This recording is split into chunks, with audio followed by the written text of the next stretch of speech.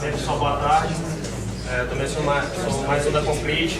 Eu vou falar um pouco para vocês aqui como é que a gente está escalando ágil em projetos de produtos digitais utilizando metodologias ágeis. Me chamo Geraldo, está aqui minhas referências de contato. Depois vou deixar aí também para quem quiser trocar uma ideia sobre isso daí. Primeiro, contextualizando o que a gente tem feito. Esse projeto que a gente está atuando é o desenvolvimento de um app de mobile bank, né, onde o cliente quer migrar para desenvolvimento nativo e ele quer utilizar práticas ágeis de desenvolvimento de software. Esse app ele vai ser utilizado por 4 milhões de usuários. Na verdade, já existe um app hoje, a gente está desenvolvendo ele nativamente para o cliente poder usufruir tudo que um software nativo traz. A organização ela ainda não é madura em ágil, tá? Ela está numa fase de transição de uma estrutura projetizada, de uma estrutura totalmente PMI para metodologias ágeis. A gente já pegou esse projeto com um backlog pré-definido, ou seja, eles já sabiam o que eles queriam fazer, qual era o MVP. O prazo estipulado por eles foi um pouco apertado. Tinha um elevado nível de dependência dentro do time. Então, se eu pudesse ilustrar esse projeto em uma figura, seria esse monstro aqui. Essa figura lendária aí da Hydra, que onde você corta uma cabeça e nasce 3 no lugar. É exatamente como é que a gente trata esse projeto.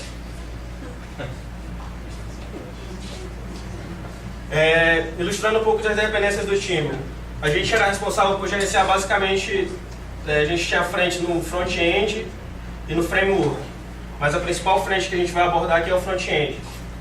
Ele tinha essas dependências com o time de API e segurança. E aqui a gente tem as responsabilidades de cada time, né? O framework tratava da comunicação, as APIs tinha alguma coisa de regra de negócio e a parte transacional.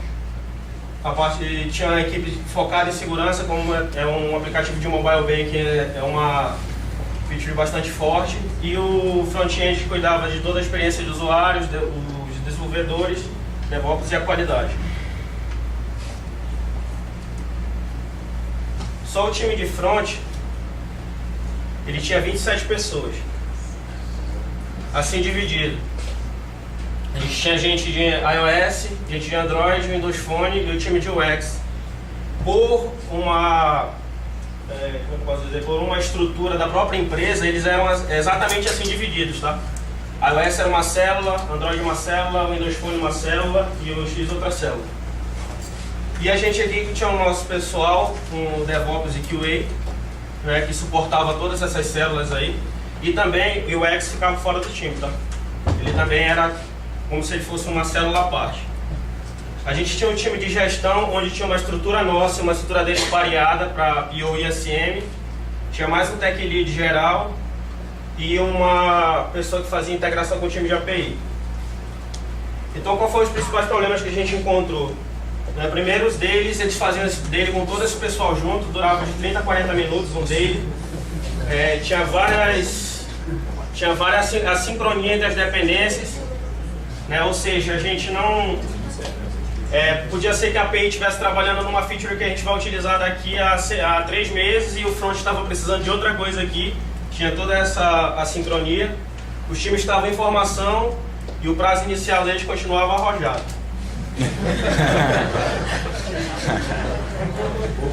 Aí a gente tem algumas maneiras aqui, eu não vou entrar em detalhes em cada uma delas devido ao tempo, mas algumas metodologias que a gente tem no mercado de como escalar ágil. Tem aí o LESS, tem o SAFe, o Nexus, Scrum of Scrums, etc. Depois eu vou disponibilizar essa apresentação, vocês podem dar uma pesquisada nelas e entrar em detalhes. Por uma questão de um dos nossos diretores da Concrete ser parte do board da Scrum.org e ele fornecer a gente as técnicas, servir como uma espécie de coach, a gente decidiu utilizar o Next, que é o framework da Scrum.org, e a gente tomou algumas ações primeiro, né? A primeira delas foi separar os times por plataformas, time de UX, que era a maneira que o cliente queria fazer. Depois a gente formou um time de consolidação, que seria as pessoas, aquele time de gestão virou na verdade esse time de consolidação, e a gente começou a fazer os eventos por time e por plataforma. Ao invés de fazer todo mundo junto, a gente começou a fazer por time. E por último, a gente começou a fazer sessões de refine, né, refinamento desse backlog com os tech leads mais o time de UX.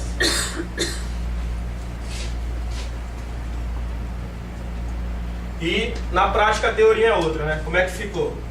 A gente começou a fazer essas sessões de refine sob demanda com time box de 1 hora, onde participavam o PO, o UX e tech leads. Tinha 1 hora para discutir as próximas histórias. Antes de começar o planning dos times, a gente fazia um pré-planning entre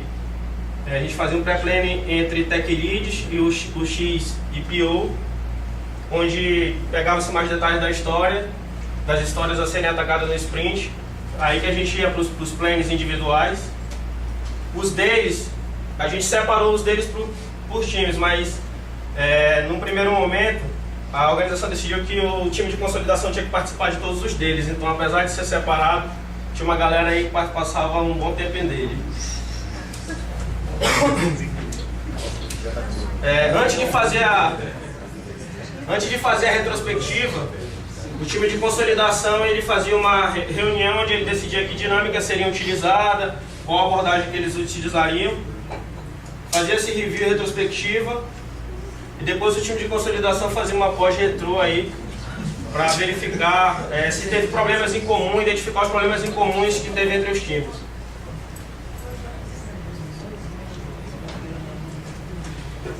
Depois de um sprint, o que a gente achou que foi bem, né? Beleza, o time passou, ao invés do time passar 40, 30 minutos em dele, o time começou a passar 15 minutos, o time de desenvolvimento. As retrospectivas começaram a ser mais ativas e as sessões de refine começaram a clarear esse backlog. Alguns problemas daqueles relatados permaneceram e alguns novos apareceram. O time de consolidação passava 1 hora e 20 em dele. Alguns eventos estouravam o time box. A gente tinha dificuldade em fazer os deles com o time de UX por ele estar apartado, algumas dificuldades organizacionais mesmo. O QA participa onde? Era só um QA para atender todas as células. Então, onde é que ele participava? Ele ficava se revezando nos deles, onde ele ia em Android, outro dia ele ia em iOS. O X faz planning, não estava fazendo planning. Aí a gente, beleza, vamos tomar algumas ações aqui. Vamos fazer os deles sincronizados. O QA vai ser inserido nos refines em planning e vamos começar a fazer planning de UX.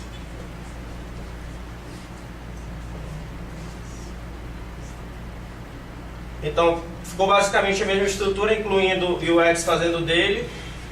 Agora os deles ocorrem no mesmo horário, só por também questões organizacionais, que o dele de UX ele ocorreu num horário diferente. Depois que acabavam todos esses deles, esse time de consolidação chegava, teve algum problema em comum que está afetando todos os times, se não teve, se teve, quem é que vai resolver, se não teve, segue o jogo. Mais detalhes aqui do que a gente fazia nesse pré-retrô e o que a gente fazia no pós-retrô.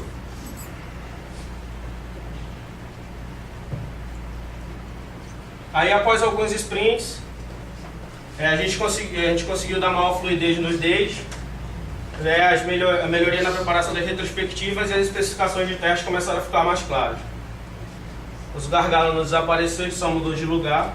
Alguns novos problemas apareceram aí. O UX e QA fora do time. A gente está criando aí uma mini cascata do processuário. Tá? Ou seja, a gente está antecipando algumas entregas, o outro time vem. Isso aí era maléfico ao processo. A gente continuava com um excesso de assincronia entre as frentes. API, Framework e Front não conseguiam se conversar e chegar a um tempo comum para todos trabalhar no mesmo objetivo. A gente tinha dificuldade no atendimento às definições de pronto. Às vezes a API acabava, para mim está pronto, chegava o que o Front precisava não estava realmente pronto. A gente tinha essas dificuldades. O PO, vocês perceberam que o review acontecia no mesmo horário, como é que ele decidia em qual ele ia avaliar? Algumas vezes ele até avaliava as features durante o sprint, mas não estava sendo tão efetivo.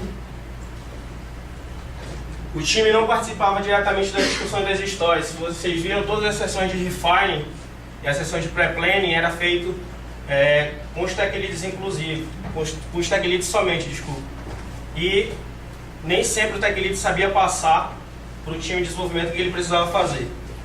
Estava com alto lead time e alto nível de estoque, ou seja, não conseguia colocar as coisas pronto e estava só aumentando o nosso estoque. Então a gente começou a estudar umas novas... como é que a gente poderia resolver esse problema? Para ilustrar, era mais ou menos assim que a gente trabalhava, né? API, framework, vocês podem ver, eu coloquei para ilustrar ali as features às vezes até diferentes dentro de um mesmo sprint, ou seja, que o A está trabalhando numa feature B aqui, enquanto o time de desenvolvimento está trabalhando na feature 1, 2, 3, o mesmo vale para a API e para o framework, o X, enfim. Esse modelo celular ele gerava um alto nível de dependência entre os times. O time ele não era capaz de se auto-organizar e fazer, atender as definições de pronto. Por quê? Porque o time de desenvolvimento só se preocupava com a parte dele, tipo o front, só se preocupava com a parte do front. Se aparecesse algum impedimento de API ou de alguma outra frente, isso não é minha responsabilidade, então eu levanto o impedimento e a API que resolve. Estoque mais estoque. Se a gente não coloca as coisas em pronto de fato em produção, a gente só está gerando estoque, não está gerando valor para o cliente. E esses problemas na identificação e resolução dos impedimentos, como eu falei, ficava muito a questão de apontar dedo, como era um modelo celular, eles focavam mais em achar o culpado do problema do que em resolver o problema de fato. Como é que a gente resolveu abordar isso?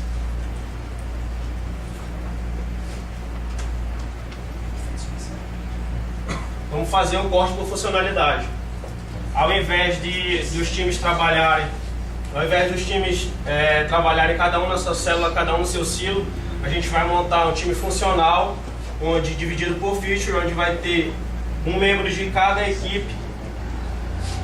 A gente fez o corte por funcionalidade, reduzindo as dependências, onde vai ter tudo que eu preciso para colocar essa feature pronta, e essa feature em produção, eu vou montar um time para isso. Então eu vou ter dentro do meu time um cara de API, vou ter um cara de framework, um cara de segurança, um UX, um iOS, um Android, um Windows Phone e um QA. Eu transferi essa responsabilidade para o time, a responsabilidade de colocar essa funcionalidade pronta é dele. Por isso eu tinha que colocar todos os papéis que o time precisa, todos os skills que o time precisa dentro do mesmo time. A gente começou a utilizar o sistema Kanban, com review por funcionalidade, ou seja, cada vez que o time acabava uma funcionalidade, o PO ia lá e validava.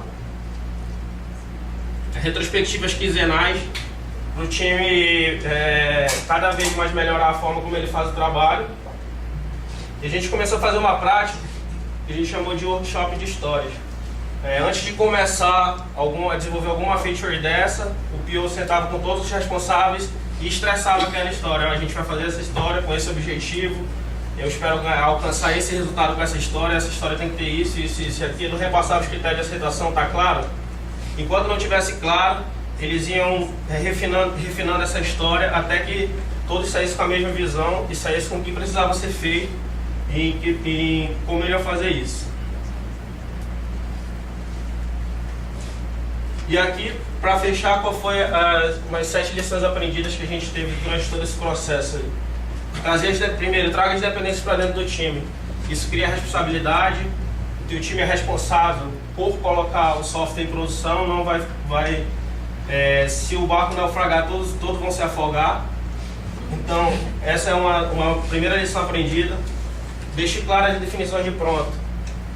Isso aqui é um dos conceitos do Scrum mais importantes, que o teu time precisa saber o que ele precisa atender, requisitos funcionais e não funcionais das histórias, enfim.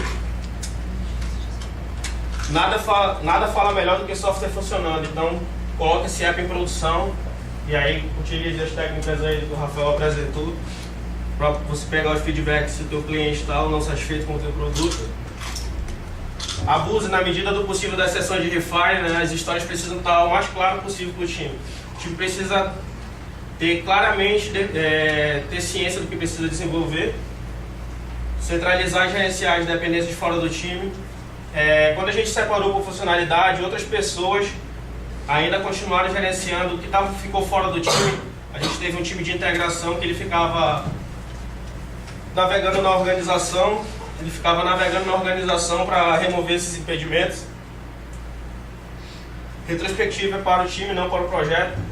Nas retrospectivas foca no que o time pode melhorar, no que ele pode melhorar para o trabalho dele. Tá? Então essa é uma premissa que a gente costuma seguir. O que o time precisa fazer para ele performar cada vez melhor.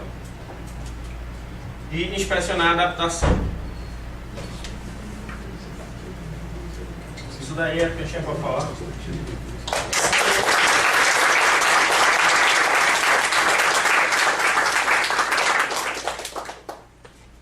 Alguma pergunta? Quanto tempo vocês demoraram para ter essa percepção e ir mudando os processos? Olha, quando a gente costumava utilizar várias técnicas de retrospectiva, né? Quando a gente começava a aparecer sempre as mesmas coisas, tá bloqueado por API, não consigo trabalhar por API, o frame me barra direto no meu trabalho, a gente do time de consolidação falava, cara, a gente precisa mudar alguma coisa. Eu acho que levou entre 3 e 4 sprints aí. Quer dizer que a sua retrospectiva foi essencial para... Sempre a gente costumava sempre diversificar, não ficar sempre o que foi bom, o que foi ruim, diversificar as dinâmicas, tentar integrar o pessoal na retrospectiva. É uma pergunta difícil. Vocês usaram o Nexus e no final vocês usaram uma forma baseada no Kanban, escolhendo o que foi melhor. E aí, não estou falando do Nexus especificamente, vale a pena usar um desses e adaptar até chegar numa coisa melhor?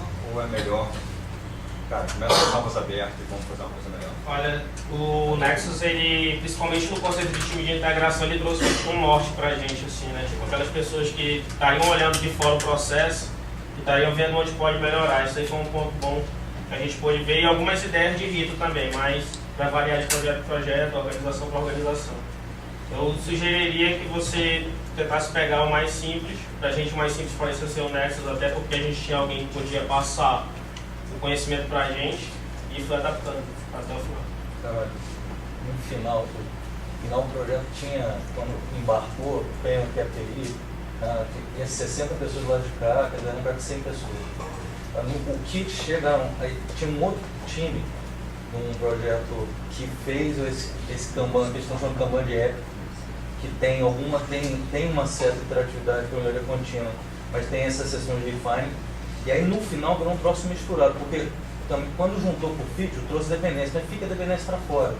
Então a gente pegou o princípio do Nexus, no time de integração fica, sempre fica a dependência para fora, e essa coordenação, porque tem limite do que você consegue botar dentro do feature team, senão acaba recriando fractalmente o problema. Você tem 16 pessoas num feature team, num time só gera dependência de novo.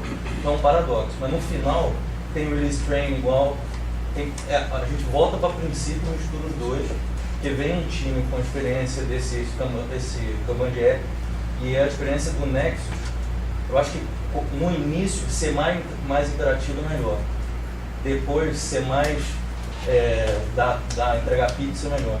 Eu acho que para aquela fase inicial as retros eram muito pesadas, eles mudaram o processo umas 5 vezes.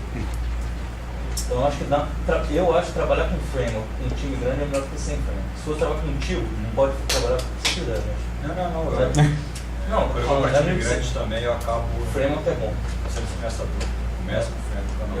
Eu acho que com um time muito grande não vai começar com o hoje eles estão rodando outra coisa. Parabéns, Geraldo. Bacana a apresentação. Fiquei com uma dúvida que no final desapareceu um papel do Tech Lead. O que vocês fizeram com ele? Ela não faz pergunta difícil. Esse cara é perigoso, hein? Todo mundo. Você pode declarar a segunda emenda. Eu esqueci dele. Mas assim, tinha 3 tech leads no inicial, eles não ficaram mais divididos por plataforma. Eles iam ser responsáveis por entregar nas 3 plataformas o mesmo feature. Ele continuou dentro, garantindo excelência técnica nas 3 plataformas. Beleza? Valeu.